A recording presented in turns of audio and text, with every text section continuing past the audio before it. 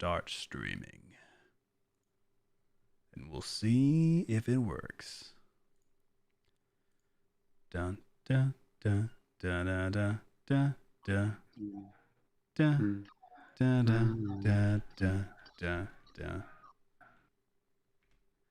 I think we're live. It says we're live. Cool. Now are we streaming to the right YouTube channel? It's like this goes on like the Teenager podcast. I know, that's what I was worried about. Ah, yes. There we We're on are. the right one as well. Oh, Awesome. wait. I understand why. It says it's private for some reason. Hold on. Let me make this not private. Podcast just for us. Just for the two of us. We're back, baby. Learning it all over again. Okay, now we're for real back. Awesome. Oh gosh, I hear myself talking. I opened up the stream.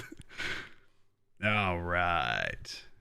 Can you still hear yourself? Or are you good? No, we're good. I closed out. I opened up the video to make sure that it was working, and it's working. Nice. Cool. Oh my gosh. It has been 8 months since we've done. Yeah, I was thinking about that. I was like, has it been a year? I'm pretty sure it's almost been a year. It's almost been a year. We stopped in April, right when my the last mic you gave me crapped out on me, but I loved that mic. I was so sad that it died. Yeah, but that was unfortunate.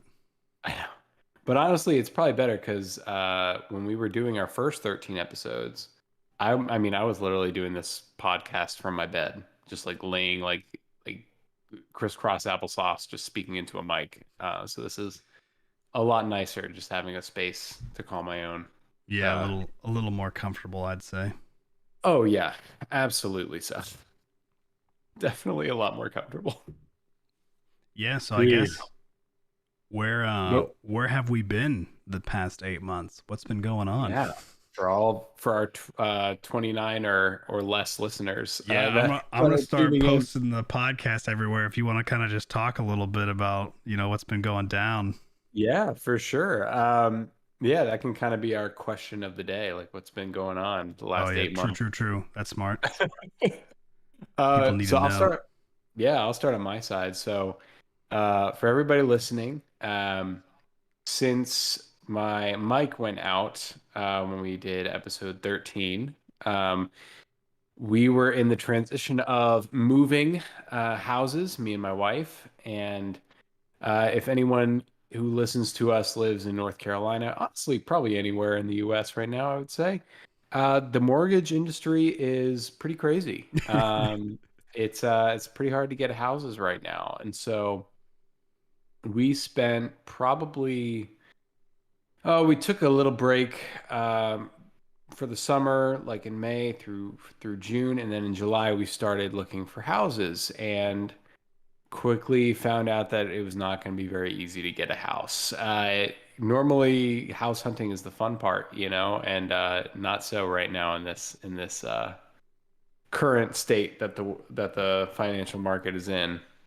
And so basically my wife and I decided that we would build our own house, and it turned out to be the best option because we didn't have to try and beat other people price wise to buy. And we bought a house in the boonies here in North Carolina, and we're loving it. It's wonderful. It feels like a great home for us. We've been in it now for about 2 weeks. Got all unpacked, got an office space for work, because now I can actually enjoy being 100% remote. I'm no longer working from a sewing machine, literally. And then not a lie.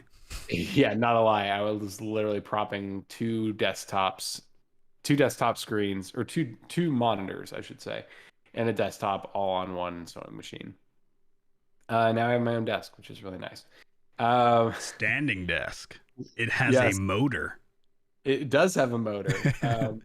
like literally, like you'll just start to see me like I'm going down. You're gonna like this because it can just move up and down like that. It's really great. And we're back. Okay, cool. But it's just a lot of fun. I really enjoy it so much, and we've been loving our new house, and hopefully we can finally just rest a little bit in 2022. We can just get back into the groove with the podcast and just enjoy life and not have to worry about finding a new place to live because we found it. But that's kind of what's been up with me. What's been going on with you, man, over the last 8 months? Whew. Okay, I think I got it posted everywhere that I knew of. So that's cool. Yeah, so things have been pretty chill. I too moved. So the last time we did the podcast was, you said 8 months ago. Mm-hmm. And I can't remember if I was in this space or not. I don't remember. I may have been. Or I maybe may have. Yeah, maybe for like the last 2 episodes or something like that. Maybe episode 12 and 13, maybe. Yeah, true. So yeah, I have almost been here at this place for a year, which is kind of crazy to think about. Nice. And, nothing too crazy has been happening. Just been hanging out and chilling, relaxing, and then playing some games here and there. Just doing my thing. And yeah, I wouldn't say anything too new. Oh, well, I did have this like period of quote unquote TikTok fame where I did post a TikTok that absolutely annihilated my phone, and it was an experience. I'm going to say that much. If you've never had, this is an interesting topic. So if you've never had something go viral, I guess is like the term nowadays, right? If you've never had something go viral, it is very interesting. There's always like this fun and idea of like what it's like to go viral and all that kind of stuff. It's like the cool, hip, and happening thing. And right. I won't lie, it's a little terrifying because, man, like when you see all the people that are like interacting with it and stuff, it's kind of nuts.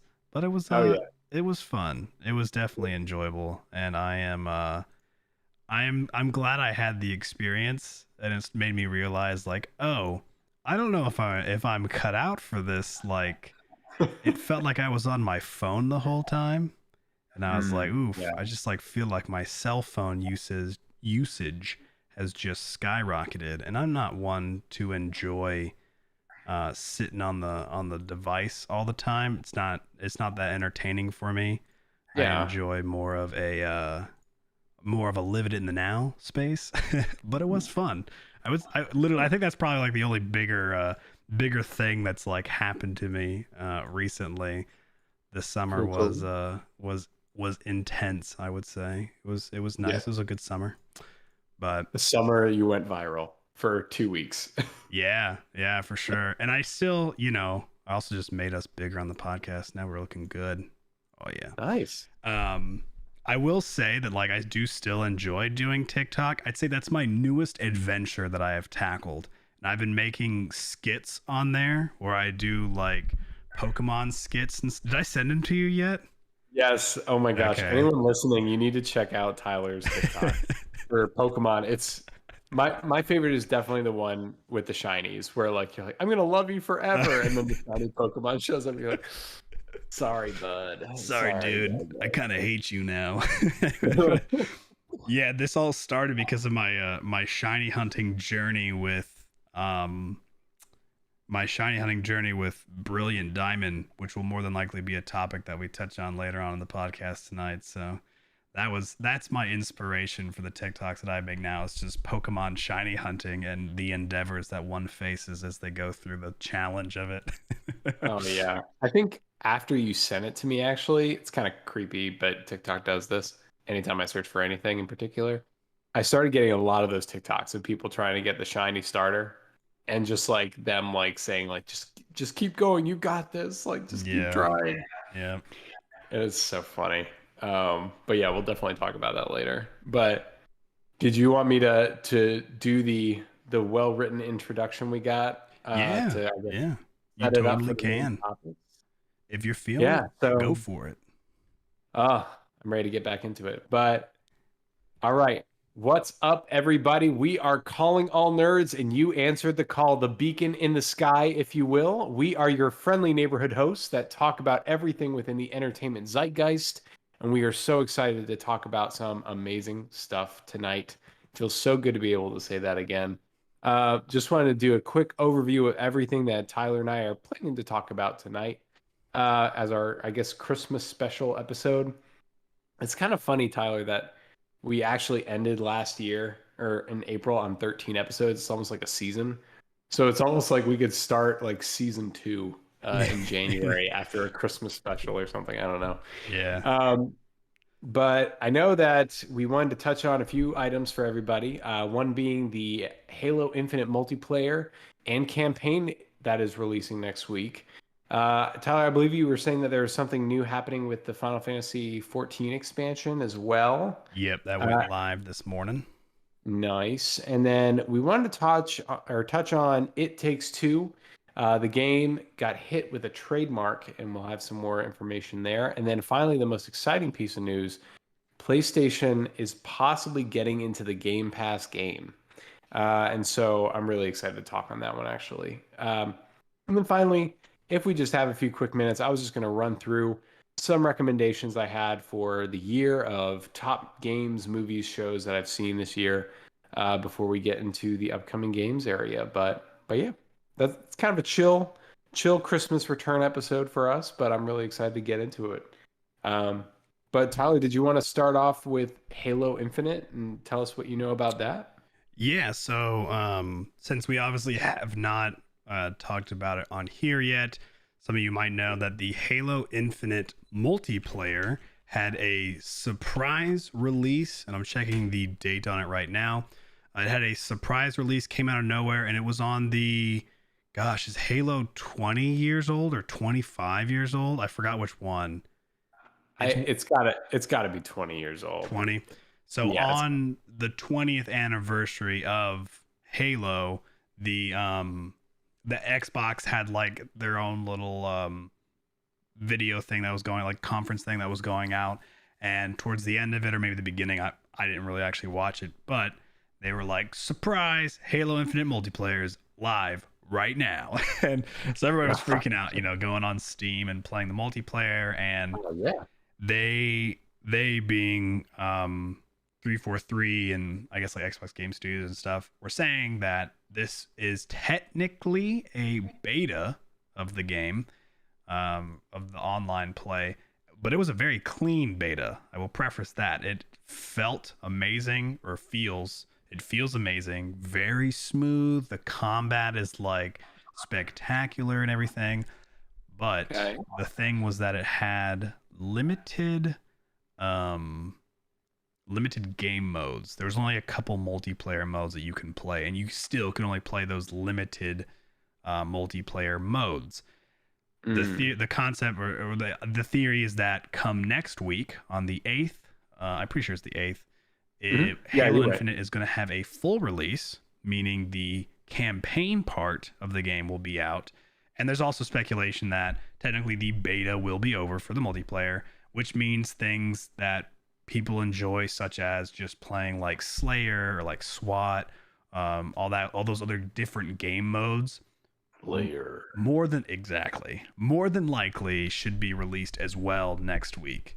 So the multiplayer, first time ever, completely free. Not surprised by that, because Halo as a multiplayer has to compete with games like Apex, Fortnite, Warzone, all those shooter multiplayers. They're all free, right? And the thing nowadays with these shooter multiplayer games is you make your money from microtransactions and like game passes, or not game passes, seasons passes. That's how you make your bills now. And so Infinite multiplayer is free, but on the 8th, the campaign will be out, which is exciting because it also will be one of Xbox's day one release for the Game Pass. And if you are a computer user right now, Game Pass, the sale might be over, but it was $1 for 3 months. So pretty great. So if you're interested in Halo, and as a PC user, you can go through almost every Halo game on the Game Pass to get the storyline, except for I think 5, but that you could just like watch a video on YouTube or something and get caught up. It's pretty crazy, but so Dang, Halo is finally here. I need to check on if that deal is still going because I totally will download Halo Infinite on my computer if I can to play it because that's Yeah. the only way I can play it. That's amazing. Holy smokes. Yeah, so it's been a long time coming, and obviously Halo attempted to release earlier, and then when the masses were reacting to like that, remember that Halo trailer that was brought out, I think like a year ago or so, and Yes, I it was do. brutal. Everybody was Yeah, just like, yeah, so this people game were. looks like it's crap. Yeah, people were not kind to it. I remember watching that and just watching a lot of reviews online, and people were just like, "This looks like Halo 1." Like Yeah. graphically, or like I was like, not good. Yeah, so it's Um, it's exciting that yeah, it's finally here and seems like it's yeah. been edited right. I'm very excited to see how it plays or how the campaign is received because just from I don't have an Xbox. I'm not really in that world, so I don't know too much about Halo other than I've played 1, 2, and 3. But um, a lot of people have said like it's more open world than ever before, the Mm, campaign, at least from the previews that people have posted. mm. Um, and that it seems very like Breath of the Wildy in terms of you can kind of just go anywhere and there's missions to take and side quests and stuff. And I was like, for a game like Halo, that actually sounds really cool. That it does. Um, yeah, so I'm really excited to see what grade it gets or like the reviews that come in probably on Monday or Sunday whenever they're allowed to be relieved after the embargo lifts. But I'm hearing some good things so far. But have you gotten to try out the multiplayer at all? Yeah, so I've played the multiplayer a pretty good bit. And it Nice. has, it has its pros and cons. I would say that gameplay wise, as far as anything of just like how the game plays and feels, it's really good. The Okay. parts where it lacks that I think they've fixed some of it by now. One big complaint people were having was the progression system on their season's pass. So the only way you get EXP towards your goal, which I think that's like max is like level 100 or maybe level 50. It's like one of the two. That's, every level you're given some free crap because you paid Yeah. $10 or whatever for the next 40 days or something like that, right? And Okay. so leveling up was a huge complaint because it was only done through the challenges, which some of them were pretty obscure and was like hella grindy. A lot of people were complaining where it was like, man, I work a 9 to 5. I don't have time to play like 50 bajillion games to try to get like 200 EXP and, all this kind of stuff. Yeah. And for whatever reason, and they didn't know if it was just because of how it was in beta, but they you weren't getting really EXP for winning a game or even just playing a game, which your typical way of progression in these like shooter multiplayers are like, yeah, you get maybe for simple sake, let's say like you get 100 EXP for winning a game and maybe like 35 EXP for losing a game. But then there's usually additional things like, oh, you survived for this long in the game and had this much EXP accumulated, so on and so forth. Uh, And they it's didn't just have very any of busy. that. They made it very grindy, and that was probably the biggest complaint I heard Yeah. about it. But they did release a ranking system right away, which seemed like people really liked. A lot of multiplayer people are into doing ranked modes to see Yeah. where they fit and everything. Seems like that had a pretty well perceived and everything, but lack of just maps and stuff was probably another complaint I would say. Kind of just got boring playing like the same 2 to 3 depending on what you were doing. But it'll be nice to see actually what will be the real game modes come next Wednesday. Like, I Yeah. hope they bring in SWAT and like just play Slayer. Excuse me, and just like have Slayer and all that kind of stuff because those are the modes that I like. And I was like, darn, I can only play either like group, 5-man group or like big team group. And it's just like that was it. And so, it was good though. It plays well. Yeah, I'd be shocked. To your point, I'd be shocked if like the campaign comes out on the 8th and they don't add all of the maps for the different levels in the game or the different areas of the game. Like for the multiplayer, I would be shocked if they didn't do that. Yeah. Because it's basically just uploading it like empty, except for like the players, of course, as they come in. It's so funny how you mention how grindy it is now. Like I don't know if it's just the old fart in me, 30 something, 30-year-old person now, but I kind of just miss those days when multiplayer was literally just like you and just random people online, and there wasn't like any like experience boosts or like Yeah. cosmetics. Like you literally just played a game together and then like it ended and you played it again, and like you didn't really have to like get anything other than just like the title of like, oh, I beat him, like I beat this round.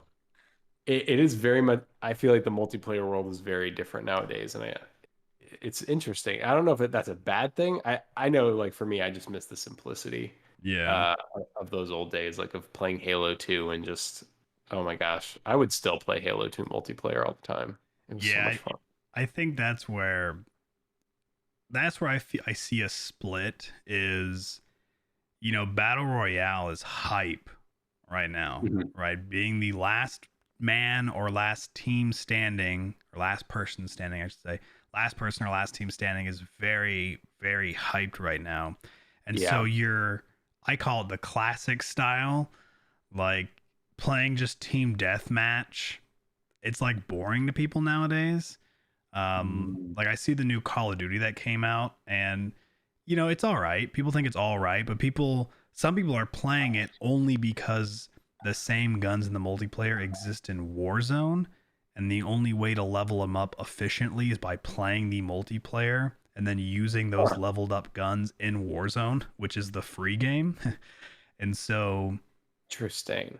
Okay. but I feel like if any game could make that traditional play style happen and work, is Halo. Like you Yeah. said, just getting up with your friends and queuing up for Slayer, which is just, team deathmatch, first to 75 kills or whatever. Just So doing good. that for, an hour or something and being like, all right, see you later, and being satisfied. Yeah. Out of most of the games, I could see Halo doing it because what I notice nowadays, like in Call of Duty, I was watching some streamers play Call of Duty and some other people just play it. And it's so like your time to kill is so fast. I mean, you spawn and I feel like you die in like 0.2 seconds. And the Yeah. second There, you meet yeah. your There's gaze with so many someone else, trolls. Yeah. oh There's so many yeah. trolls on there now. Yeah, for sure. Like, I mean, you meet they're the there to gaze of farm. another player and you're dead. And it's like, Yeah. wow, I've been alive probably maybe like 110 times in just this one match because I'm just constantly, it's just like boom, boom, boom, boom, boom, boom, boom. And your Yeah. characters are super fast, they're sliding, all that. But then in like Halo, you have your shield and like you attack someone and their shield goes away, but then they could hide and regain their shield and their health regains back and stuff. And it's like Yep. that time to kill's a little slower. So you kind of feel that, I don't know, it's like feels like you feel like how you used to, quote unquote, back in the day, right? It's like, Yeah. That's all I could ask for, honestly, is like if they can recapture that feeling, and I know it's not for everybody.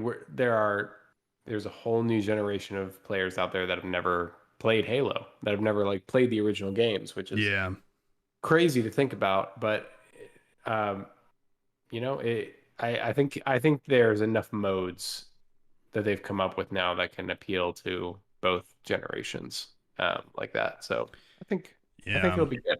yeah. That's We'll where see. some people were like, man, I wonder if Halo would make a battle royale. And I thought about it and I was like, I don't know if a Halo battle royale would be that good. But Yeah. if they did it, like, it appeals to people. That's where I start feeling like you're splitting your audience a little bit too much. And then it's Yeah. like, well, if you make a battle royale, how many people are playing Halo that wished there was a battle royale, but are still just playing Halo because it's Halo? It's like, then next thing you know, what if, like, let's say half your audience on the multiplayer just went to the battle royale? Then it's like, ah, crap, we just lost like half our audience in the multiplayer section. Now half of them are gone. So I don't know. I hope they just kind of stick to what they've done in the past because we haven't had a Halo game in a while, so it's kind of nice. No, that's true. Well, fingers crossed, man. I'm hoping that, it'll just get like tens across the board. I really want this game to be amazing. Yeah. Because they deserve it. They deserve to have a great first party Halo game. It's been too long.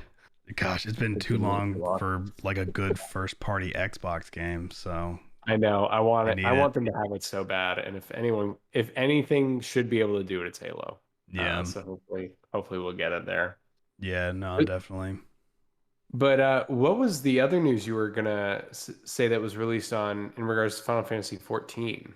You said there. I Yeah. thought was it Edgewalker or No, Endwalker. You were pretty close Endwalker? though. Pretty I close. don't know. I don't know So anything about. yeah, so today at 4 a.m. Eastern time, I'm pretty sure, the Okay. Endwalker expansion released, which it was supposed to release, I think, Thanksgiving week or Oh, maybe okay. the week before. So it's either a week or 2 weeks pushed out. Right. But it's now out. And it is out for those who pre-ordered Endwalker.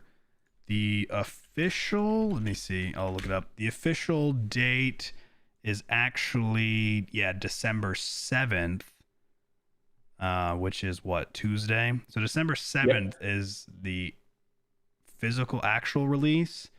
And then today, if you pre ordered the expansion, you have access to it. So the new expansion, what does that mean? Well, like most MMOs, new expansions mean, new zones, new level caps, new items, new storyline, new classes, new Another 40, quests, another 40 hours of gameplay. Like probably something. 100 hours of gameplay knowing Final Fantasy. If it's a Final Fantasy thing, it's at least 500 hours, right? So Oh my gosh, that's awesome. so they brought in two new classes, the Sage class and the Reaper class. Reaper class, you could probably understand what it is just by the sound of it. You are a Reaper with a scythe. It is a physical melee DPS class, and has that Final Fantasy Whoa, S look to it. And you have a big scythe, which scythes are one of my favorite weapons of all time in any video game. so So you have that awesome. class, and you have the Sage class. So the Sage class is a healing class, and I Oh, I think it does healing and it also does some DPS too. But some people say that the Sage kind of has this like Gundam esque vibe to it because they have these floaty things that are around them that I think do some of the healing and stuff. what? I haven't looked into it all that much. If I'm being honest, I'm not a big healer kind of guy, but it does look pretty cool. So you have have you seen Wing Gundam before? Gundam Wing? No, since you got me into Gundam, I've only seen through most of the Universal or I don't even know, Universal Century or whatever. Gotcha. The main story. I'm about to get into Gundam Zeta, but Okay. I haven't seen Gundam Wing yet. Okay. He does like an attack that reminds me of somewhat how the Sage look is. It is pretty cool. You get these little floaty, like small spears, and like lights shine around you, and you're casting beams and all that kind of stuff. So those are the That two sounds new, awesome. yeah, those are the two new classes that were released. So Sage and Reaper, and then obviously the Endwalker expansion in itself has its own breadth of storyline, and it has its own side missions, and now there's new weapons, and with expansions there's also patches. So I think one big thing with Final Fantasy right now is that they kind of had a whole rework done on the stats of the players. So across the board, stats were kind of nerfed for people. It's not like you're weaker per se, but it's like they were actually running out of integer numbers because of how high things were getting.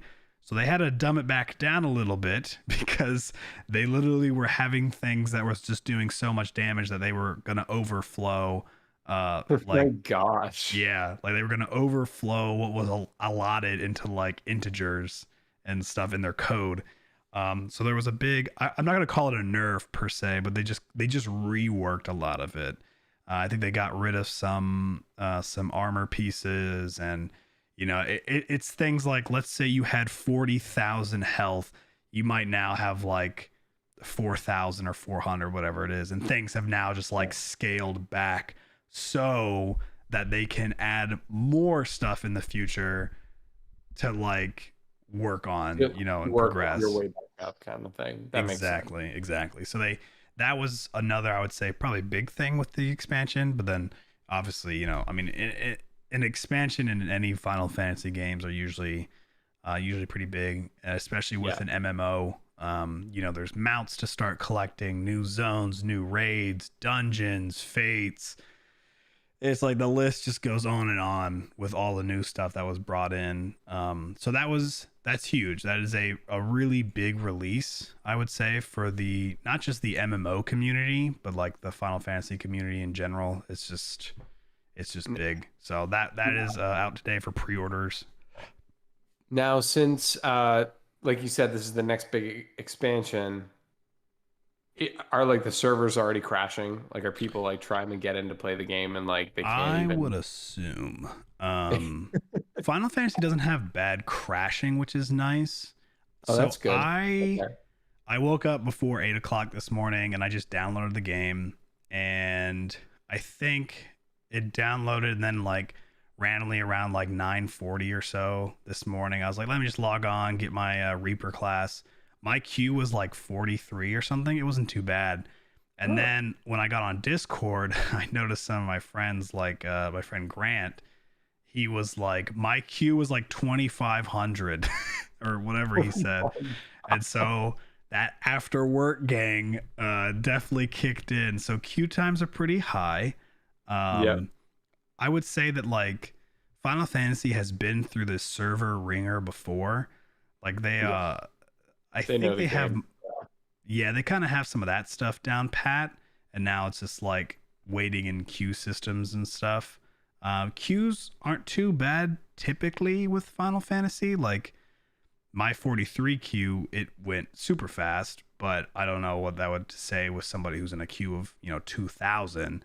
I Right. would say the biggest downfall would be if you are on a server that is the same as like a popular Twitch streamer or maybe like popular YouTuber. If you are part of one of their servers, I'm just going to go ahead and say RIP and like good luck to you, because I assume that's probably like super hard to get into any server that's like that, because Yeah. people like to go see their fans, or they want to go see their favorite people and play with them, so hopefully it's not too bad. I'll probably check it out a little bit after the podcast, and I'll try to see what the queue's like. I'm in a weird stage right now where I am doing PvE content in RuneScape, and so this desire to play Final Fantasy like right now, it's not like hardcore there for me to where I'm just like I gotta play, because Right. I feel like I'm being satisfied right now with like an MMO with RuneScape, and I'm actually more like gnawing at wanting to do PvP content. So I've been playing things like League and like Halo Infinite and all that kind of stuff. So I'm still gonna give it a try. Still want to see what it's all about. I am personally though not at the Endwalker content yet. I did get to level 70, which is the requirement to get the new classes, but I have not done Shadowbringers, which is the expansion before Endwalker. Did you do? But have you done all of them up to that point, like Heaven's Word and all that? Yeah. So those are complete. My idea was, I was told that you just needed to be 70 to get the new classes, which was correct. So I hit level 70, and then I was like, well, if I have to do Shadowbringers anyways, I'll just do Shadowbringers with the new class to like one, be a little bit exposed to how the class does like combat wise without jumping into like dungeons or something that like are a little bit more multiplayer heavy. Like I can just kind of like roam around the zones myself, fighting monsters, Yeah. trying to get an idea of like how to do the combat and stuff. So that's Right. my goal. I'll probably go through Shadowbringers as the Reaper, see how it plays out. Hopefully, I like it, and then I will do Endwalker with the Reaper, or maybe I'll go back to my main, which is like a samurai. So we'll see. I'm just kind of taking it slow, though. You know. Yeah, there's no reason not to. I mean, it's going to be around forever at this point. Well, I shouldn't say that. But like it'll be Never around for know. quite, yeah, it'll be around for quite a while. I don't want to stay on it too much longer, but do you happen to know, is this going to be the final expansion of Final Fantasy 14, or are they Yeah, just going to probably keep? not. Yeah, I was going to say with how popular it is, I feel like they will just keep bringing on new story content onto it as long as Yeah, there are the players to play it, kind of yeah, thing. they more than likely will. I can't see them dying down. I mean, if Yeah. World of Warcraft can keep making expansions for as long as they have, and like other Right. MMOs, there's no stopping. Final Fantasy 14 is kind of just here to stay. Yeah, which is awesome. Yeah, I don't yeah, know for that. sure. It's funny because it makes me wonder, because now we're waiting for Final Fantasy 16, if they would even do another Final Fantasy MMO at like a numbered title. Mm. Um, like at this point, at least until like maybe 14 dies down a little bit more, because 14 is definitely thriving much longer than their past online game, which was Final Fantasy 12. Granted, the online world is a lot more um, equipped for it than back in the day when they released 12 online. But Yeah, and some I don't people know. were like still playing that one too. Yeah, now that I say that, that sounds like a really dumb thing to say because RuneScape was out way before Final Fantasy 12.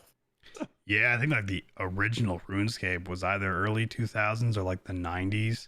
Because I think the Oh, RuneScape I wow. played in 2005 technically wasn't even like the first edition of it. It is crazy because I remember, I mean, you know me, I'm not much of an MMO player, but like I remember playing RuneScape in school, like, Yeah, when you were in class on your computers yeah. during When it was computer web time. based. Yeah, when you're supposed to be doing homework, but really everyone is on those like gaming sites where you Yep. like play as like a cannon shooting like a stick figure man across the field or something like that. Like Or like the everyone was cat playing. one. Yeah, like you know what I'm talking about. Like Oh everybody was yeah. playing those games the whole class. Like and the teacher knew it too. He just didn't care. Uh, No, they I did remember not. that.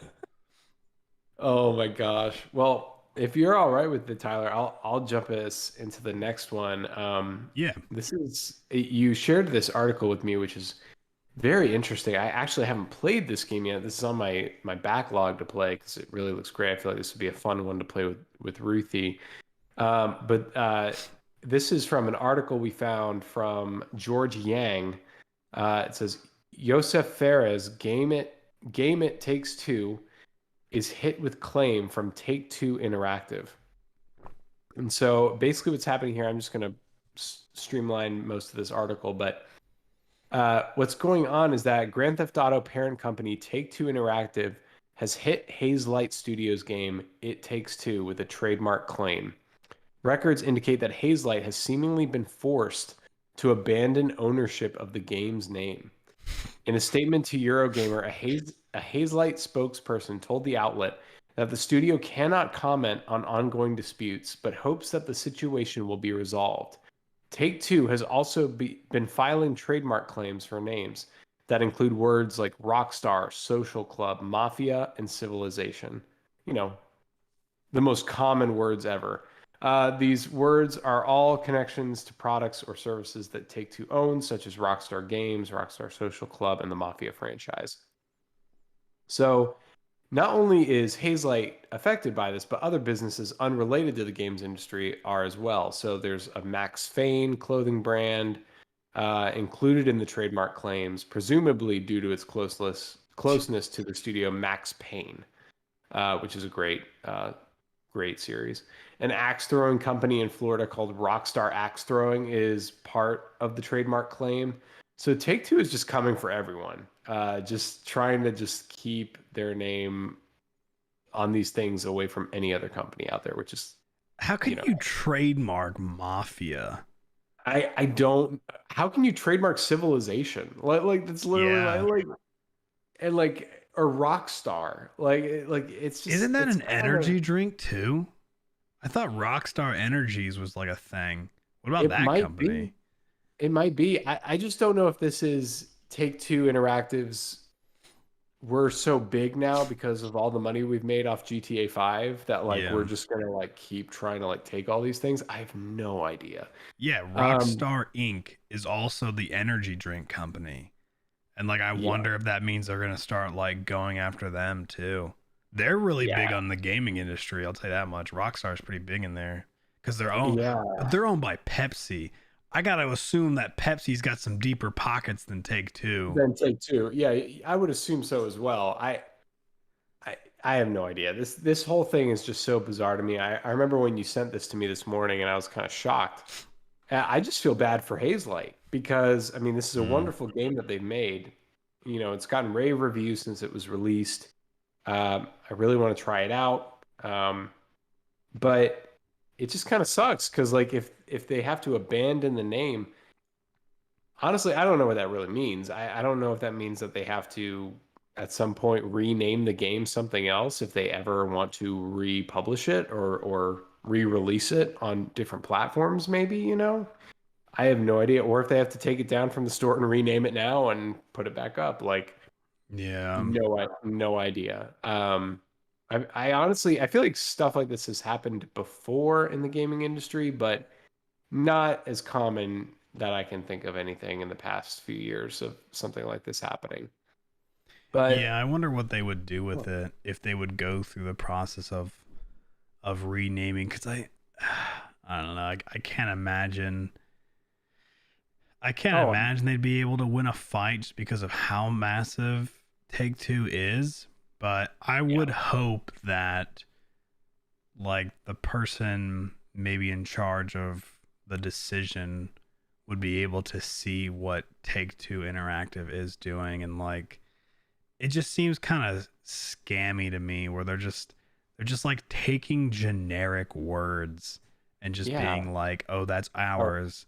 I mean, like right. you This said, like word belongs to us. civilization. I mean, that's a word in textbooks. You know what I Yeah. mean? Like people historians use words like civilization all the time. And Yeah. mafia movies have been around, since our parents were kids. And it's Right. just like Well before Take Two Interactive, yeah. yeah, it's like how that's like being like, oh, I'm gonna copy. I'm gonna put money on air. That's Uh, my thing now, and it's like I don't know. I right. just don't understand. Or like social club. Like how many bars I feel like have the word social club part Too of them many. around not even just the U.S. Probably like everywhere. The word social club's got to be just stamped anywhere. Yeah, it's very bizarre to me. I'm sure there's a lot to this that we don't understand in terms of how that works. I feel like Yeah, they're not gonna. I would be shocked if they have to take their game off and rework it because not only would they have to rename it, they would have to literally go back into the code of the game and restructure it, like change the title card, like like it would just be a nightmare. It's just such a weird thing to do, not only to, but also, like you said, it seems kind of crummy because, like, it's yeah, basically the big fish coming for the small fish that's not even trying to hurt it. Like they're yeah, both gaming studios just wanting to make games. yeah. And so it's like, why are you doing this to Hazelight, which is a much smaller company than Rockstar than Take Two Interactive? And just like for no reason. It's like it seems very bizarre to me. Well, like reading this I, article, the music book brand called Think Like a Rock Star has abandoned its trademark, following the claim. A music book brand. Like, why does that in any way make competition to Take Two Interact? It doesn't. it There's doesn't. no competition It- of a music book brand and like the GTA people. And I can't yeah. imagine it's a money thing. I mean, you know how many microtransactions people pump into just like Grand Theft Auto alone? Oh yeah. I There's mean, it's the best no selling game of all time. They've made so much money on that game that they probably never have to worry about money ever again. Yeah, I And feel like they're trying to make it come across that when people see those words, they think of like their studio in a way, and it's like no one yeah, thinks that. I see the word Rockstar Energy, and I think the energy drink. I see the word yeah, mafia, and I just think about old movies. Like I don't know. Like I'm not.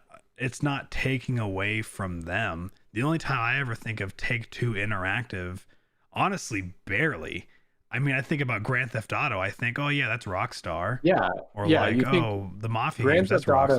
Auto, yeah, GTA is the name. Yeah, Like if you think Grand Theft Auto, you think Rockstar. You're like, oh yeah, yeah, yeah, okay, this is Rockstar games. It's like that's how I feel about Red Dead. Like yep, The Red Dead series is probably like in my top five gaming like series of all time. And it's yeah, like when I think Red Dead, I'm like Rockstar. I think quality. I think this is top tier open world third person adventure game. Like this is what I want. yeah. It sucks that the parent, and I know it's not Rockstar. I know it's the parent company of Take Two Interactive. It just seems like Hmm. it just seems like such a low blow thing to do for no reason. And yeah, that was a very sad one to see today for sure. But I do have some exciting news that I found out because I was honestly, I remember we were talking this morning, Tyler, and I was like, it doesn't seem like there's much news happening this week, honestly, Yeah, because which makes sense. We're getting to the end of the year. A lot of the games this year have already come out, um, so it's a lot slower. But then Jason Schreier over at Bloomberg, which I follow all the time, released an article right around like 2 o'clock, 1 o'clock this afternoon that really got me more excited than anything else I'd read in a really long time. And it is in regards to PlayStation Plan's new service to take on Xbox Game Pass. And so this is super, super exciting for me. and it has the best code name. Spartacus, yeah, I know it's probably not going to be the actual name of it, No, but 100%. the fact that that is the code name is absolutely hilarious. It's kind of like when PlayStation 5's. I think they always go with Greek names, funny enough, I think because like I so. remember the code name of PS5 was Morpheus, I think it was, or Orpheus, Something like, yeah, yeah. something like that. And so, but anyway, I'll just read a little bit from this article from Jason Schreier today. It was right at noon. Um, so Sony Group Core's PlayStation division is planning a new subscription service to compete with rival Microsoft Core's popular Xbox Game Pass, according to people familiar with Sony plans and documents reviewed by Bloomberg. The service, codenamed Spartacus, will allow PlayStation owners to pay a monthly fee for access to a catalog of modern and classic games, said the people who asked not to be identified because they weren't authorized to speak to the press about the plans, of course. Um, so what happens, I'm going to skim through this a little bit, is that when it launches, expected in the spring, probably around like March, April, which makes sense. It's right around the summer. Kids are getting out of school. They want to play in. The service is going to merge Sony's two existing subscription plans, PlayStation Plus and PlayStation Now. Thank God. Currently, PlayStation Plus is required for most online multiplayer games, offers free monthly titles, while PlayStation Now offers users to stream or download older games. And so they're planning to retain the PlayStation Plus branding, but phase out PlayStation Now as a name and just kind of grow it more into this library of games that you can just go across.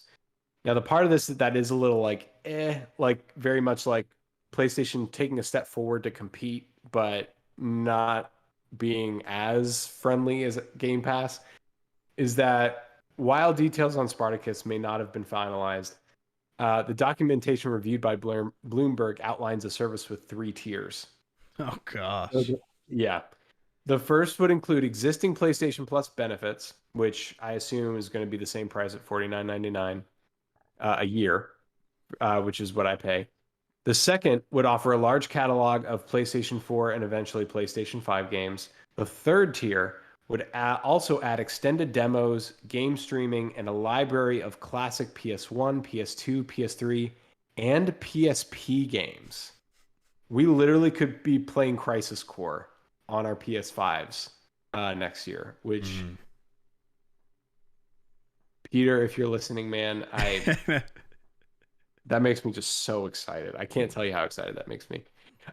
Anyway, although the PlayStation has outsold the Xbox in recent years, Sony has lagged behind Microsoft on the subscription front. With this new structure, Sony would look to compete with an Xbox feature that has been very popular and lucrative.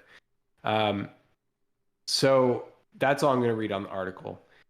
But I brought that up because one, I am very excited.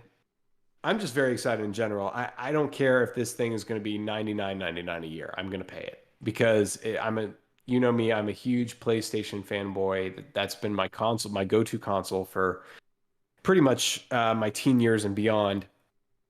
And the fact that I can finally be able to boot up my PS5 and potentially have the ability to download or stream not any game, but like a vast library of games from the PS1, PS2, PS3, and PS4 and PSP era is super exciting. That I just will have it all in one place because Sony has not made that easy. No, no. And the fact that they're going to do that is very exciting. The part I'm not excited about is the tiers, of course. Yeah. But I mean, But I everybody get it. does it. You gotta. Yeah, everybody does it. I get it. And it that's probably them saying like, okay, like we're gonna give in and like give the people what they want a little bit, but you're gonna pay us more money than what you would pay for Game Pass because we're PlayStation. And it's like, Yeah. okay, like I get it. Yeah, Like, and Xbox does it. You know, Xbox has their yeah. different tiers. Their ultimate, their PC only, their console only, all that kind of stuff. Oh yeah, that's very true. It makes Yeah, I didn't sense. even think about that. I hope But the it's just streaming is good though. Like for the classic games. yeah, The interesting part of this is I'm actually more interested in that PS1 to PSP realm. hmm And the only thing that like makes me nervous is like sure they could up the way that their servers play those games now because you know that PlayStation Now thing is like laggy as heck and it's just aggravating to play it. And they yeah, it can be. It has improved a lot over the years, I will say, yeah. than how it was when I first tried it years and years ago. Now I literally just I recently, I would say within the last year, tried to stream Red Dead Redemption, the first Mm, one, mm. on it, and I didn't have any lag. It was actually very smooth. Oh, that's good. Um, with like a wireless connection to my PlayStation. So I was like, oh, that's kind of a nice surprise. Because yeah, Yeah. I'm of the same mind. I would rather download a game Yeah. than stream it.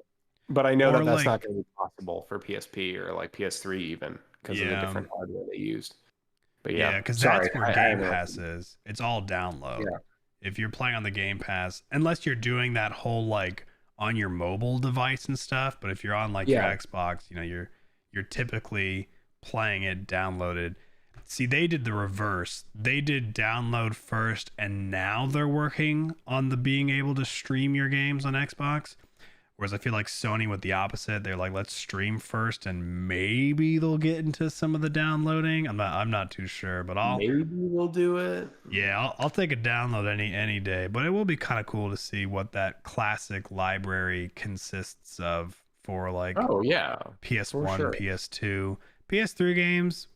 PS3 era was all right for me. I would say the PS1 and PS2 were the biggest, and then PSP, I only had like a couple games, but it would be kind of cool to see what's on there that I missed potentially. But I feel like with the PS5 games, if I'm already a fan, I've probably already bought it. Yeah. Well, and that's the other thing that, and like you were saying, this is all spec. This is all still up in the air because this isn't an official um, release or like Yeah, an official like news from yeah, Sony itself. So it'll be interesting to see when they potentially do finally release news on this. I would imagine probably during a state of play at some point in the future. Are they going to discuss, like will first party games release day and day on PlayStation Plus X, whatever they call it, and like and you can just play it for free if you have this service. I highly doubt it. I don't think they would go that far as what Xbox does. I don't think they would do that, not yet anyway. yeah. Um, but I'm very interested to see the tiers. I could very much see tier one just the current service like just being the same, like, you know, 59.99 a year, I would very much assume that if you want the highest tier, you're going to pay like $100 a year, which still, I mean, for the amount of stuff you get is a great deal in See, my I could see opinion. them doing that, giving you day one. Because the thing that's annoying is, Mm. because with them, they're like, now their first party games are $70, which I still Yeah. think is just crazy to me. So it's like, I could see them saying, so you want those day one releases, then pay us like 100. Honestly, like Sony's pretty bougie. I'd even see like 120, right? And it's like, pay us that much a year and you What's get, crazy is I'd pay it. yeah, and then it's like you get the first party Horizon Zero like Dawn. day ones. And Yeah. honestly, it's like, well, if you only play those titles, you probably get your money back because they more than likely will release maybe 2 a year anyways. You're already going to dish out like 140 just for the 2 games. So it probably is cheaper to pay like 100 or like 120 just to, even if that's all you play.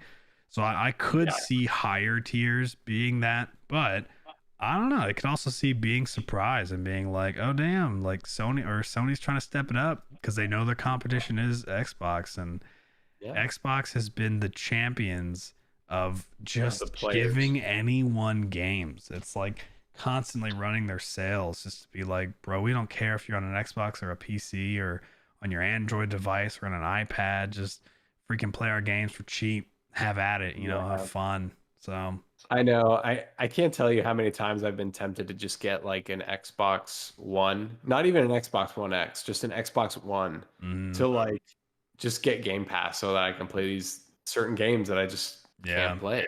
Like even on PC, you know, like because I do have Game Pass on PC, but I can't play certain games, you know. Mm. Um, so I don't know.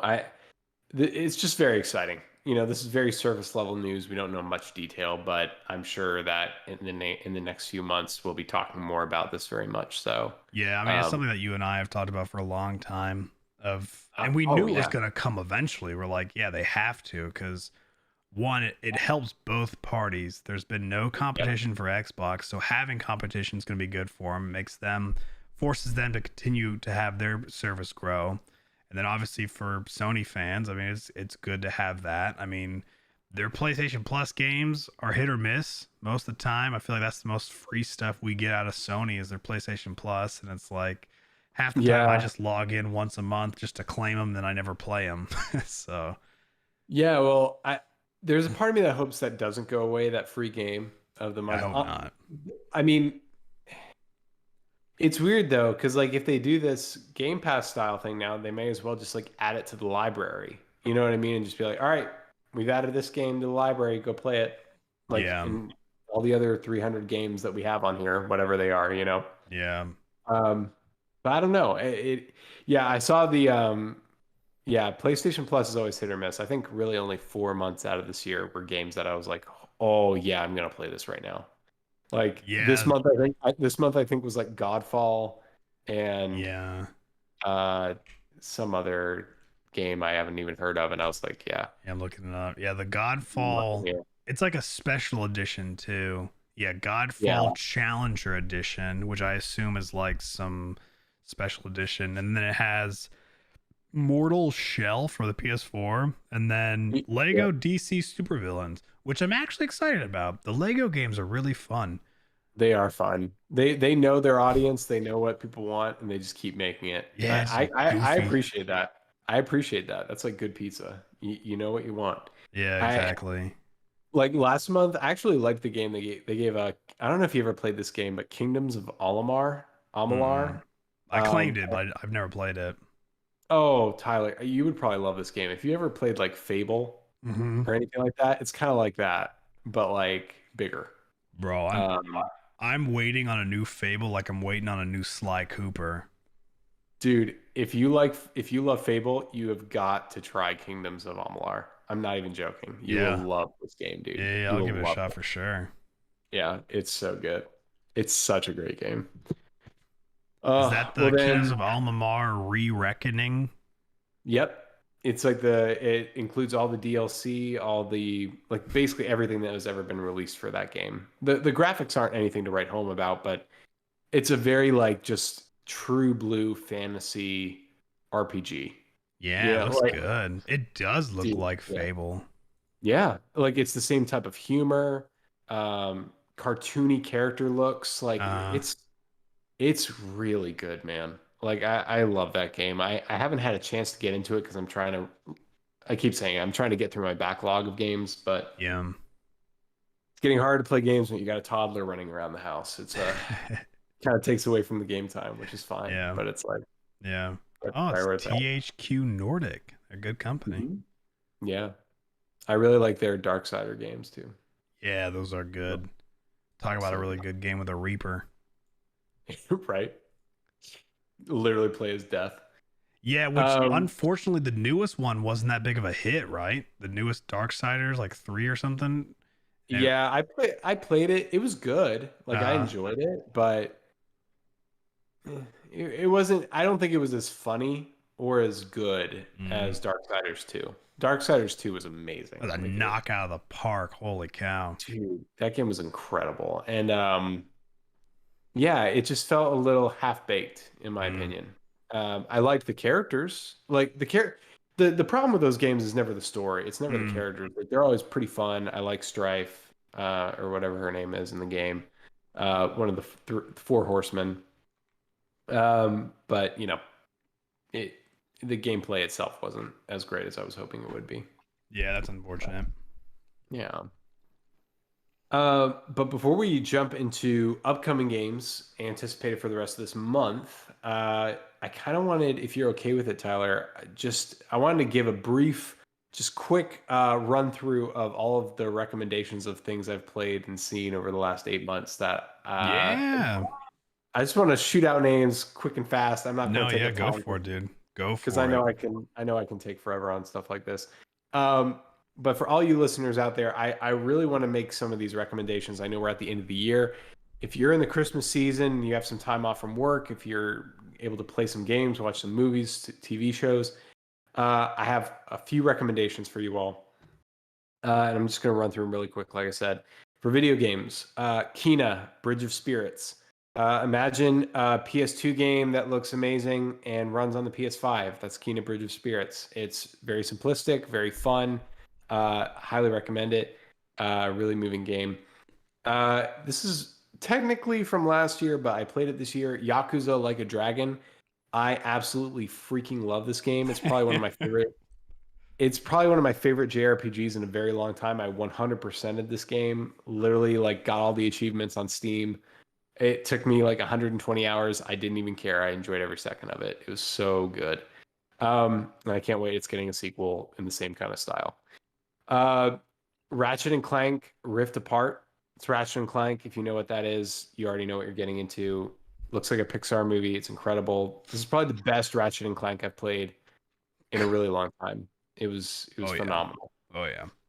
Um, a lot of platformers this year that I was a really big fan of. Honestly, not that many JRPGs. I'm usually all about the JRPGs, and there weren't that many this year. Psychonauts 2. I'm so Uh, glad that's on your list. I saw this. I got so excited. this game blew me away. I've actually never played the original Psychonauts. Um, and here I am just getting into it. Like but they do a really great job of like giving you the context you need to understand what's going on. But I've never played a game like this that so bravely tackled mental health issues. Mm. Um, and in a very respectful way, a very kind way, and also a very just imaginative. This is one of the most imaginative games I've ever played. It sucks because these games never make any money. This game literally had to be fan funded. It took forever to get it, and they just this is such a dream. You can tell they just put all their love and care into it, and it's hilarious. It's so funny. I please, like, if you have any love for platformers, for quirky games, if you like Tim Burton, play Psychonauts 2. This game is wacky as heck and tackles depression, anxiety bipolar, uh, uh, alcoholism. It tackles everything and how to face your fears, face your vices, and overcome them. It's beautiful. And then finally, for any visual novel lovers out there, the great Ace Attorney Chronicles. Huge nerd here. These games take forever to play, and it's all text. I know. I love the Ace Attorney games, and this one is also great. You should check it out. Moving into movies, a lot of great movies this year that people should check out. Most recently, Tick Tick Boom on Netflix is the biopic and musical of Jonathan Larson, who wrote and composed Rent. And this is kind of like his life and how he got there. I can't recommend it enough. Andrew Garfield stars in the movie, and he's one of my favorite actors now, probably of all time. He's absolutely incredible. We got In the Heights, which is another musical that's very great. Got Shang-Chi, Green Knight, The Green Knight, which is probably one of the most visually appealing movies I've seen all year. It's crazy good. The Harder They Fall is a great Western on Netflix. That was really good. I saw Dune. Oh, I don't even know what else to say. Like, you just need to see even this though movie. your dad told me the ending was great. I was so mad when he did that. I was like, oh, gosh. Anyway, it's still great. CODA, which is a great movie for the deaf community. It's a beautiful take on just this girl who has deaf parents, but she is into singing and music, and they can't really understand that because they don't hear music. They don't, and so they're just trying to like help her follow her dreams even when they can't understand it. It's a beautiful family movie. The Suicide Squad, Luca, and Cruella, I would say, are like my top movies this year. All of those. That's a great and then finally, TV shows. Most of these you can get either on Apple TV Plus, Netflix, and Disney Plus. Ted Lasso on Apple is such a great show. I know probably everyone in the world has probably seen that at this point. It's just this is one of those shows that only comes around every decade. And it just hits the right notes that really resonate with everyone. And it's just a beautiful show. Any Marvel show, like WandaVision, Loki, Falcon and the Winter Soldier, maybe, I don't know. But like these shows have been so good, and just prepping for the next phase of the MCU. Shadow and Bone, Cobra Kai, and What We Do in the Shadows. If you have not seen any of these shows, you need to check them out. They have been absolutely amazing this year. And that was just my quick rundown of everything. Yeah, very nice. I held back a lot, but I want to keep it short. No, you did good. Yeah, no, and I have the list, which will be posted inside of the description down below in the YouTube video, as well as in the podcast notes on either Spotify or Apple Podcast or Simplecast. So if you are curious, wanting to go back through what Max's movies, games and shows of the years were, you can see them there. I will post mine as well. I haven't worked on it. I was at the gym, and then I came, and then it was 7:30, and I was like, oh, we got to start going. So I will post mine whenever I get this podcast loaded. So if you're curious on what my list is, make sure to check it out later. But as always, one thing that we enjoy to do is talk about the upcoming games. We have been using the Wikipedia article for pretty much all of our upcoming games because, unlike what most people tell you in grad school, Wikipedia is great for information unless it's political. Because all I'm saying is that if people really care about a topic, they make sure it's legit on Wikipedia. If it's political, don't believe anything you say. But when it comes to a lot of other things, I trust Wikipedia. Just say it. So some upcoming games that we have, we've touched on. Final Fantasy Endwalker comes out on the 7th, as well as Spellforce 3 Reforced, which is a Windows game, real-time strategy. No idea what that is, but it's THQ Nordic. Halo Infinite on the 8th, Loop Hero for the Nintendo Switch on the 9th, Monster Rancher 1 and 2 DX for Windows, Nintendo Switch, and iOS on the 9th as well. Monster Rancher. Never heard of this one. That's a name I never thought I'd ever hear again. Did you ever watch Monster Rancher growing up on like No, Fox Kids? no, I Oh never my did. gosh. This show was awesome, man. This was like the the black sheep of the family compared to Pokemon, Digimon, Yu-Gi-Oh! Like Hmm. it was trying to be as like the Monster Collectathon show of all shows, and it did not succeed, but I liked it a lot. And I guess they're bringing out the games from the PS1 era. That's There we crazy. go. So that's coming on the 9th. Wow, and I may have then to check that out. and then on the 16th we have Alfred Hitchcock Vertigo for Windows, Five Nights at Freddy's Security Breach for PC, PS4, PS5, The Oh, Gunk for PC, Xbox, and Xbox Series X, Record of Lodos War, Didit in Wonder Lab. Is that Didit or Didilt? Deedlit. Deedlit in Wonder Labyrinth for what looks to be everything except for PC. Dynasty Warriors 9, which that's coming out on the 23rd, and I cannot believe they're on 9. I remember when Dynasty Warriors 1 came out. That also is coming out for everything pretty much. And then at the very end of this list, it still has TBA, and I think it's because Nintendo was claiming that Life is Strange as well as Outer Wilds were supposed to come to the Switch by the end of the year. It's already December, so I'm not sure if that's still happening, but the original claim was that both those games would be on the Nintendo Switch by end of year, so it is still to be announced, and it might be pushed into next year, but that is what's coming up. So not too much, I'd say, for the end of the year, but not surprising. I feel a lot of the sales that happen for the holidays typically passed. yeah, typically it's consoles that are the biggest seller for the holidays. I don't know how the console game is nowadays. After I got my PS5, I stopped paying attention to all that crap.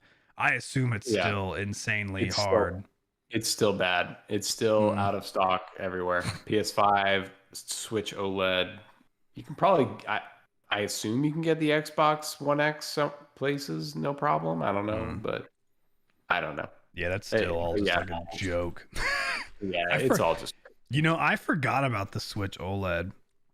I actually had Carlos texted me today, and he was like, "Hey, what's your opinion on the Switch?" And I was like, "Well, I think the Switch is the best console that ever exists, but I think that it lacks a lot of games, so it's a double-edged sword." And I was like, "I just use mine to play Pokemon," and so that's my opinion of it.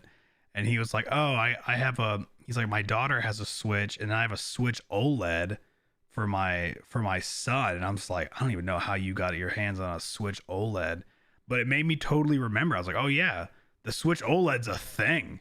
I just feel like that just released, and I don't know, I just was not paying any attention to it.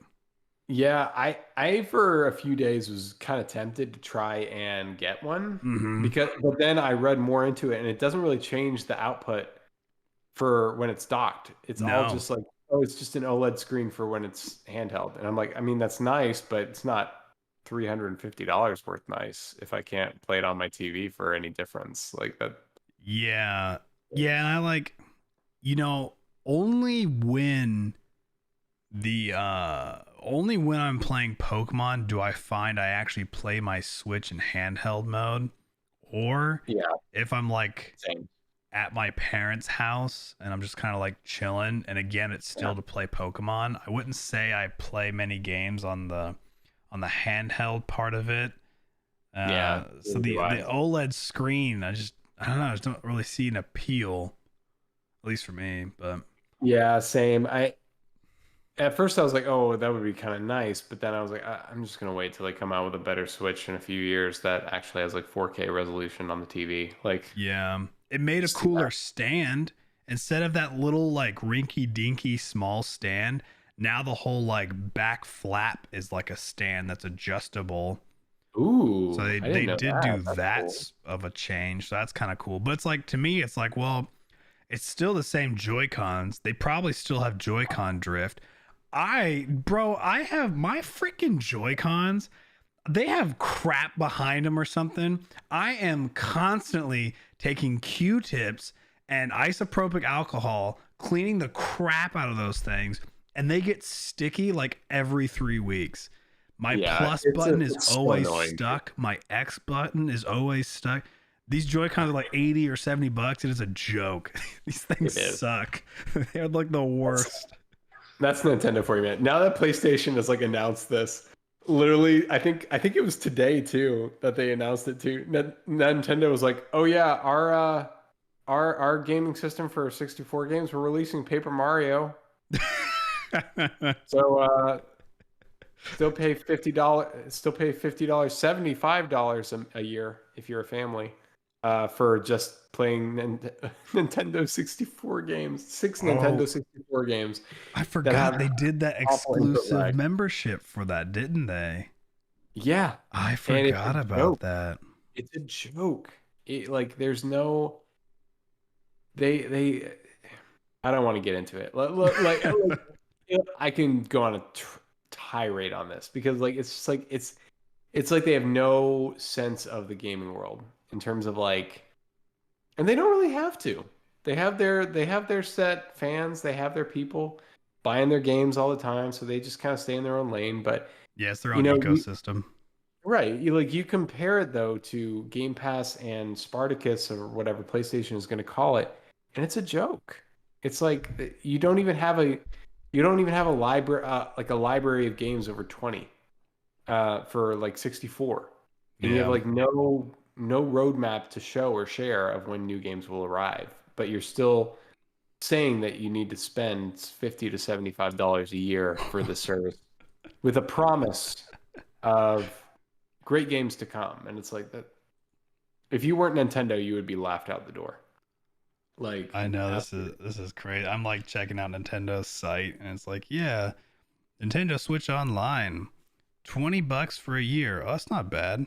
$50 for the expansion pass. It's like expansion pass, and it's like $80 for expansion family pass. It's like, what the heck, bro? Which literally, like $50 for the expansion pass, still hefty. That's for one account. Like, if you have multiple profiles on your Switch, you can only have it for one of those accounts, which is so dumb in my opinion. But like anything more than one account, $80. Like, it's like, wow. Oh my gosh. And the Switch is like probably the biggest family console to exist in modern times right now. They know that. They know that. It's just, bro, that's an RIP. That's crazy to me. I know. Oh yeah, they have a full list of what's to come. Oh, they are bringing Ocarina of Time though. Oh, that's already there. They're bringing Majora's Mask. They did announce like the list of like I think 6 or 7 more 64 games they're bringing soon, but they don't have like a release date for any of them. They just kind of drop them. It's like all right. That's the most Nintendo thing to do. And I guarantee. Oh, yep. I was just gonna say. I guarantee you, they're making a Nintendo 64 controller. Sure enough, you just scroll a little bit further down. Yep. Nintendo 64 controller. Play enhanced Nintendo 64 games the way they were meant to be played. I would have much rather they had just released like kind of like what they did for NES and SNES. Just, like a 64 like remastered cartridge that has 25 games preloaded on it. Go to town. Go have fun. I would have much rather had that. Wow, people are like, this thing's already sold out. The Nintendo 64 controller is $50 for a wireless Nintendo. The thing that's crazy to me is like, you're not going to use this thing for anything other than that 64 service, And like, I just feel like that's gonna like so niche that like it'll be hype and you'll play it and then you're either gonna get bored because of like other titles that you would rather be playing. This is like for the true retro gamer. This is like for a Saturn. Like Saturn loves his retro gaming, It's like for like people like him.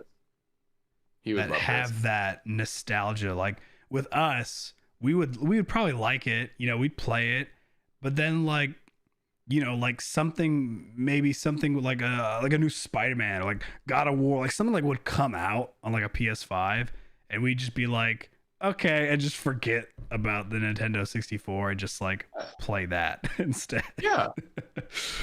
Oh my gosh, it's crazy. Well, speaking of playing things, what are we playing, Tyler? How about you go through your list of games that you're currently in the midst of? Yeah, so right now, I am playing Pokemon Brilliant Diamond, which is the Are you remaster of the original Pokemon Diamond that was out on the Nintendo DS.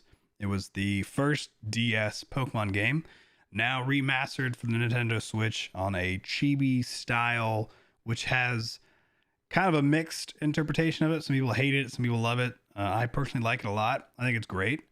Um, yeah. so that's what I've been playing through. I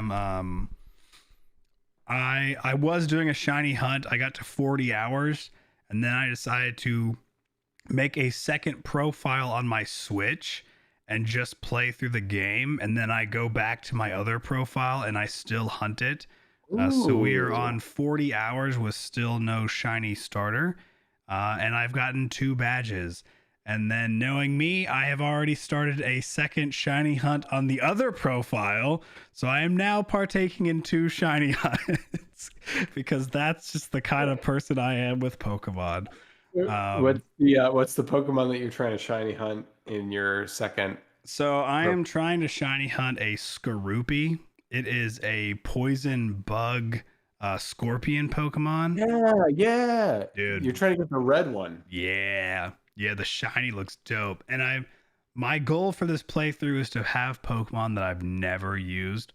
And I've always seen like it evolves into Drapion, which is just a bigger scorpion kind of a Scorpion. thing. And I've always thought like Drapion looks dope. And I was like, I just want to do it. And I am shiny hunting through the underground, which is a new, well, the underground itself isn't new, but the way they've done it is new. So in the underground, unlike they had in the DS, you now have these little like Pokemon biomes that you can enter, and there's Oh, like a whole mini game that's involved where you try to catch these like 40 Diglets that you can see roaming around, and when you catch these 40, you have a like a 4-minute timer where you have double the odds to find a shiny and stuff. And so it's still not like amazing odds, but instead of being 1 in 4,000, it's now 1 in 2,000. So I am just kind of trying it out, see how it goes. It yeah. feels a lot better than just resetting the intro screen all the time. So it's more playable. Yeah. And then I'm also going through RuneScape like I always have, but Group Man mode is now officially out. Group Man mode is a mode that I've been waiting for probably over a year, where me, Peter, my friends Kyle, Dustin, and Mike are all on a team. We are still what RuneScape people know as Iron Men, so we cannot associate, we cannot trade with other players, we cannot sell things to other players. Everything that we get has to be obtained ourselves, but we now, unlike a traditional Iron Man where you're just solo, we have a team of 5. So some tasks are kind of divvied up amongst our members. So that is my multiplayer I'm playing right now. And then I've been Nice. getting back into League of Legends after Peter and I watched Arcane, which was the League of Legends, I guess anime you might be able to call it, but it was a show. It's on Netflix. Features a couple characters, but the main focus is Vi and her sister Jinx. After watching that show, it kind of like kick-started my desire to want to play League again. I've always wanted to play League again. It's just a very toxic game to where if it was just Peter and me playing, I just feel like we'd get flamed all the time, and I just don't. I'm just not in that anymore. But Yeah. now we've actually had like a full group of like 4 guys sometimes where we're all just like playing, and it's really fun. So it's been nice, and so that is, Nice. I kind of have like a nice mix. I got my PvP game I'm playing, I got my PvE game that I'm playing, and then I got my couch gaming, which is Pokemon. So it's been nice. It's a good little season right now. Yeah, it's a good like trifecta of your Yeah, favorite things. I like that. yeah. That's awesome. Cool, man. Well, I also I'm playing 3 games at the moment. You talked me into getting Pokemon Shining Pearl. So I got the opposite of the one you got. Mm. Um, I haven't played a Pokemon game in a very, very long time. And I've been honestly really loving it. Ruthie loves it even more. She's definitely playing it more than I do. Um, but that's because I have other games that I try to play in my spare time. But just finished today, actually, the first gym boss. Nice. Uh, Picked Piplup, the water Pokemon.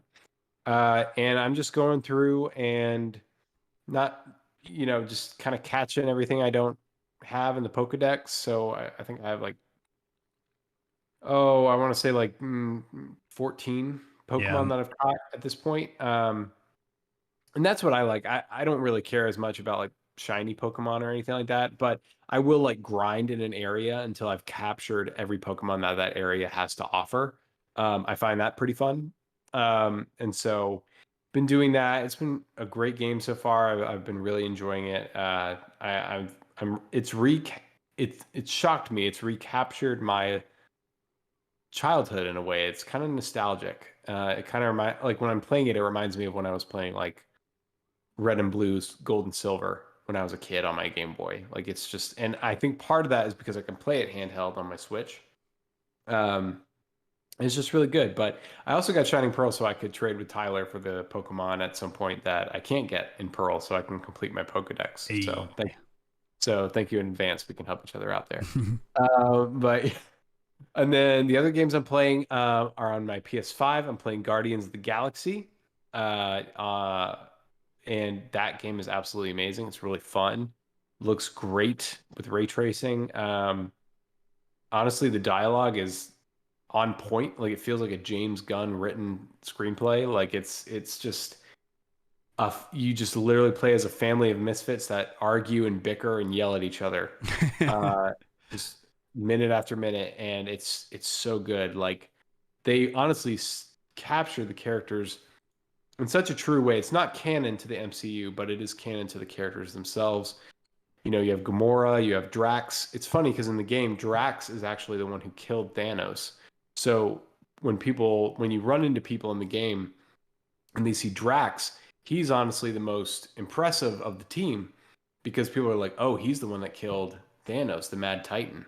Like, whoa, like that's crazy.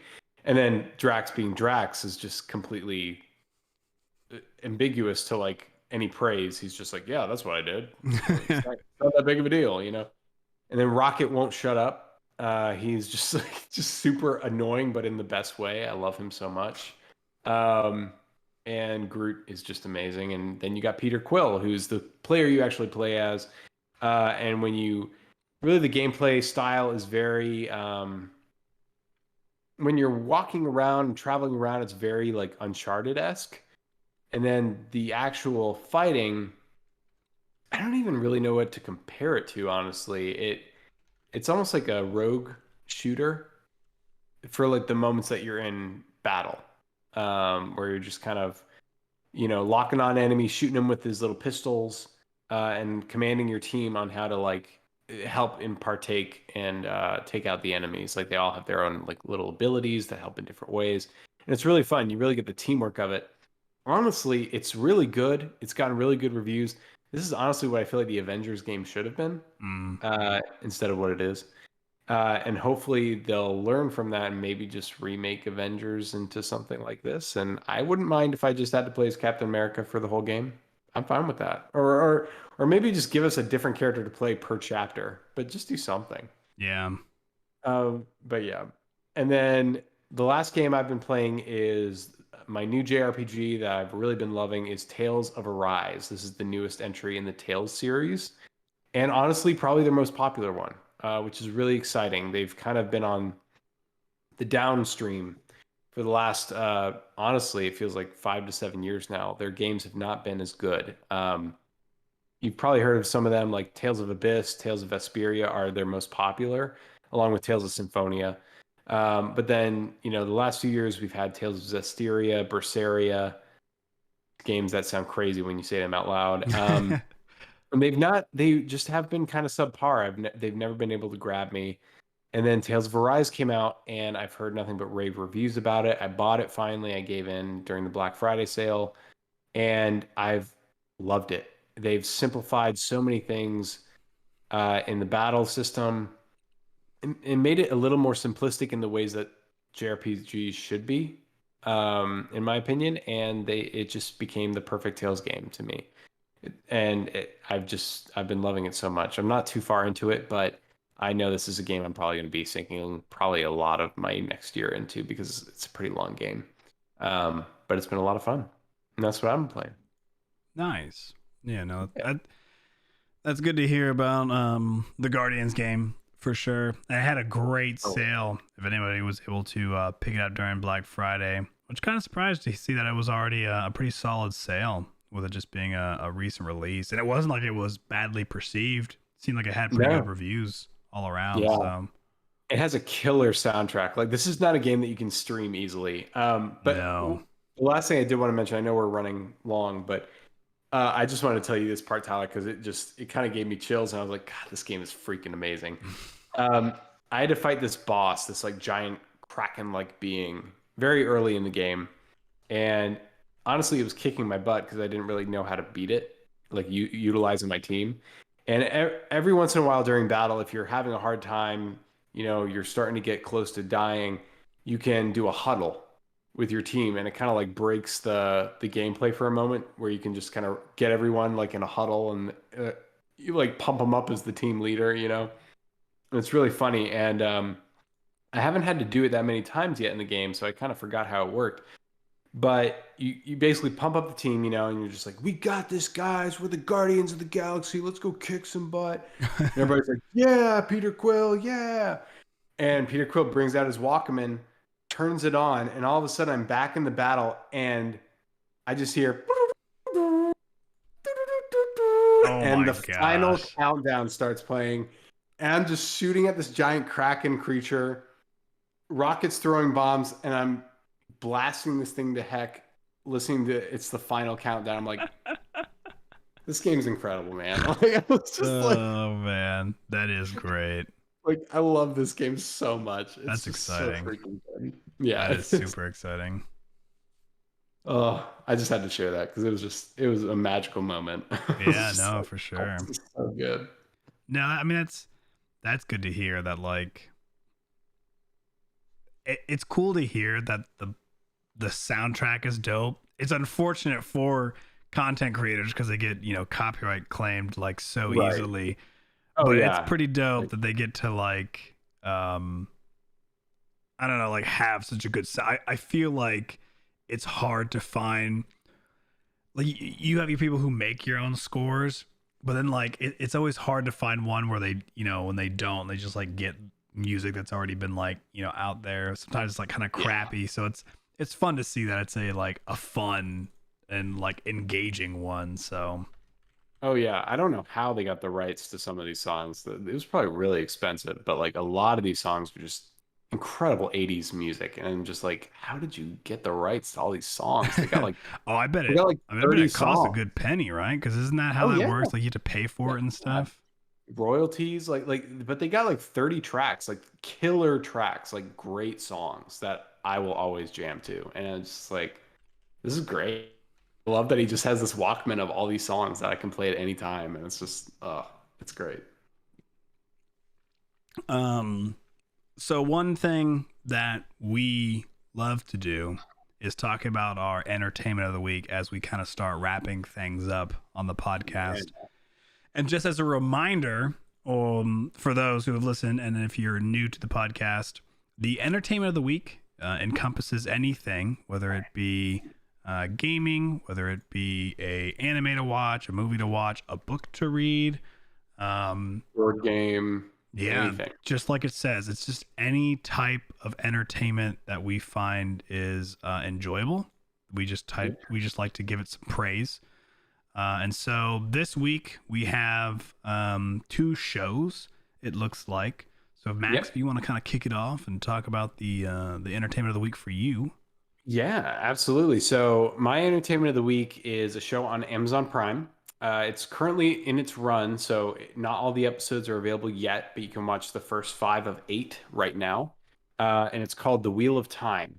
And I'm sure during our first 13 episodes back over the last year, I've chosen the Wheel of Time, the book series, as probably my entertainment of the week before, but this is something that I was very excited about, and it did not disappoint.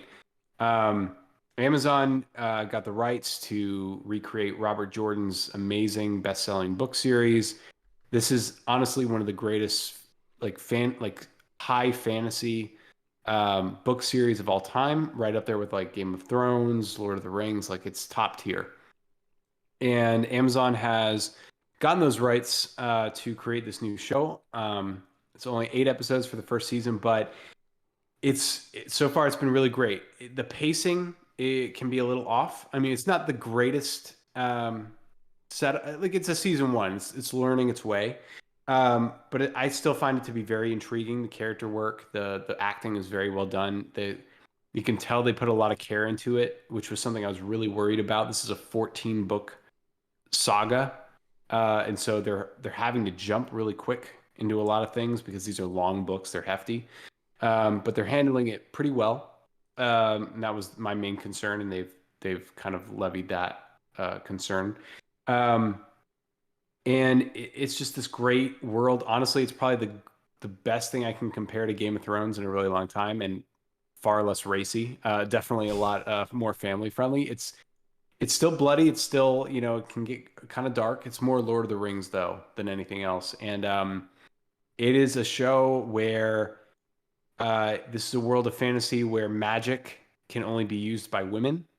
Magic or the one power, as it is told in the Wheel of Time, if men are found with it, they have to be stilled, which means that these women called Aes Sedai, which are like the protectors of the world, they hunt down and find these men and basically still them. They take away their magic, their one power.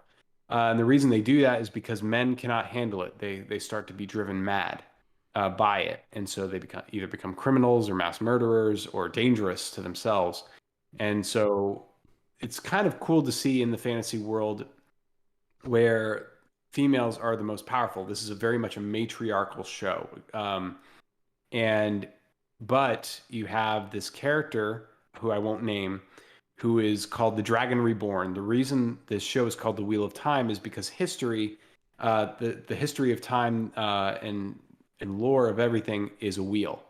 It kind of just repeats. And so whenever someone dies in the show, it's almost like Buddhist in a way, and I apologize if I'm choosing the wrong religion, but it's where someone dies and you're like, well, I'll meet them again, like later in the wheel, like we will meet again in time. And there's a character called the Dragon, who is the one male person who can handle the one power without becoming mad, or at least living the longest without becoming mad, and will always change the world in some way. And the Aes Sedai, the women that hold the one power in this world, that are the protectors, try to seek out this person and mold him to be what they want him to be, so that he changes the world in the way they want it changed. Interesting. And so, yeah, and so the dragon is reborn at the beginning of the show, and every show or every book always says that there's always a beginning and an end, but it always like the wheel wills as it will in time.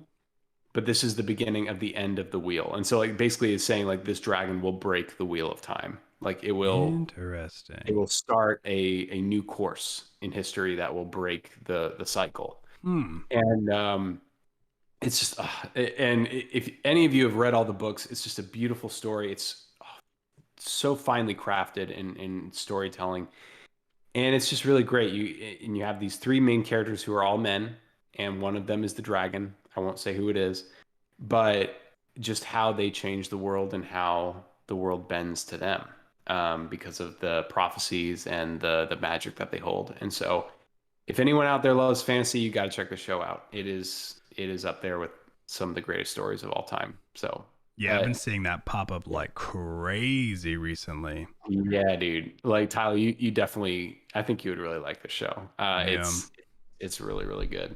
Yeah, I would be curious to see, especially with it being an Amazon show. I feel like it's always nice when Amazon kind of shows out with their own stuff. So it's nice. And they've been like grabbing a lot of the fantasy series. Like they got the rights to Lord of the Rings, and now they have this. It's like they're kind of holding the monopoly of like fantasy shows Yeah. Yeah. outside of like The Witcher and stuff like that. Yeah. Yeah, for sure. Yeah. Well, mine is also a show. Instead of being fantasy, we are now in the sci-fi realm. And that show is Lost in Space. Now, you might be familiar of Lost in Space because it actually is a show from like, gosh, I think like the 60s or something like that. There is the original. Danger, Will Robbins. I don't know. Yeah, so they It's some kind of line.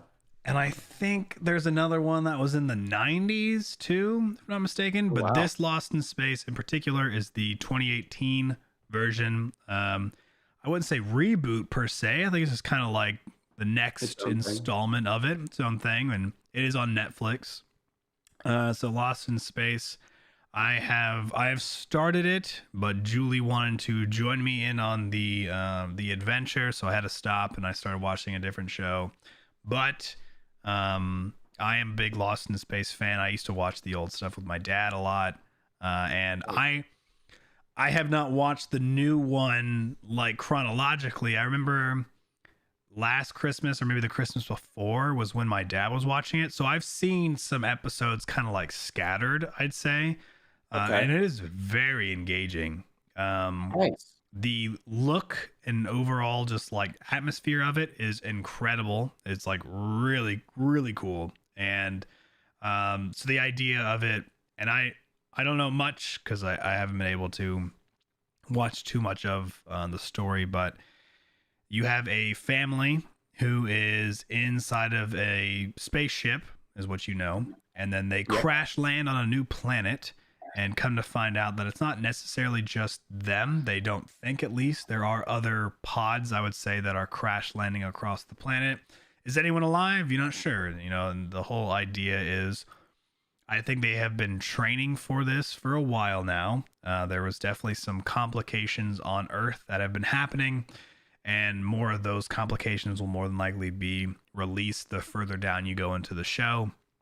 And Earth has been facing some type of catastrophe where people have been training to go to space and recolonize somewhere else where they feel has a similar atmosphere of Earth. And they do find a planet. The planet they do crash land on. They are able to take off their space helmets, and they are able to like breathe natural air. But it is a very I would say high intense show. I mean, from the start, it's like they're crash landing, they're stuck, and like it just keeps on steamrolling like issue after issue that arises. And there's definitely some family problems that are prevalent as well. It seems like there are some complications amongst one of the children and one of the parents, and then also just trying to figure out what to do because they technically did crash land versus they were supposed to just land gracefully. You know, now they're dealing with just stuff around like their ships kind of like going under, and they're not able to obtain certain things. They are not in the conditions in which they were hoping for. And so the show just kind of revolves around this family trying to, I guess, just recolonize on this new planet. And if you're into, you know, sci-fi stuff, it's your classic sci-fi. You know, you got space travel, you got more than likely there's probably going to be some weird creatures that'll exist on this planet or something like that, and there'll probably be politics. There's always politics in sci-fi. There'll probably be some type of colonization politics that'll begin, and but it is really cool. The original Lost in Space from the 60s was fun. It was like really fun watching, especially seeing what people back then thought it was going to be like in the future, and like the technology that they thought was going to exist and everything. And then seeing just, you know, from a CGI perspective, how much more intense they're able to go from 1960 to now 2018, and how they can make things seem so real, and like you're really trapped on this planet with these, you know, with this family, and it really feels like they are on a new planet trying to survive. And it's just really cool, but it hits pretty hard. So it's like, you know, you are going to be kind of like thrown into battle right away. They face issue after issue. It just seems like always. It just doesn't seem like there's any chill time. So, Right. It's but always go, go, go. yeah, exactly. But it is on Netflix. I believe it's Netflix original. I think Netflix is the only place that you can watch the Lost in Space 2018 edition. Cool. But yeah, so that is my entertainment of the week. Go check it out. Yeah, definitely. Ooh, so not too bad. Hour Yeah. 45 for our first podcast back in 8 months. We just got back in the groove, man. I know, that's right. Got easy. Just hanging out. Now, I don't know. Max has a lot of vacation time planned pretty much from now until Christmas. And then I have vacation time planned Christmas and New Year's.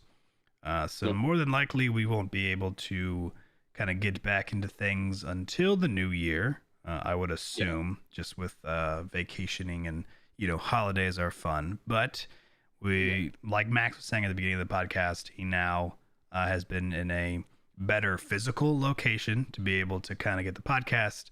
He's got his internet situation a lot more handled than it unfortunately was before, but it's great now. Yeah.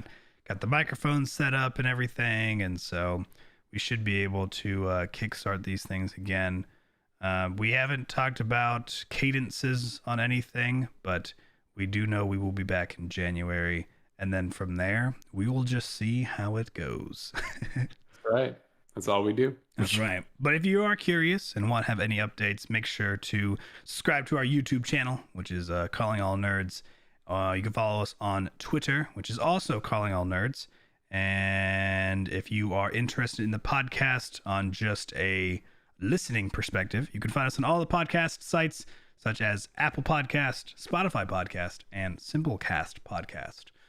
But other than that, Max, do you have anything else you want to share before we kind of say adieu? I just want to say I hope everyone has a fantastic holiday. Merry Christmas, Happy Kwanzaa, whatever you celebrate. Just enjoy time with your family and friends. Don't work too hard. It's been a crazy year, so y'all deserve just as much rest. So we are excited to see you guys in the new year, and thanks for joining us on this awesome return for the Christmas special. Definitely. All right. We shall see you all later. Peace. Bye.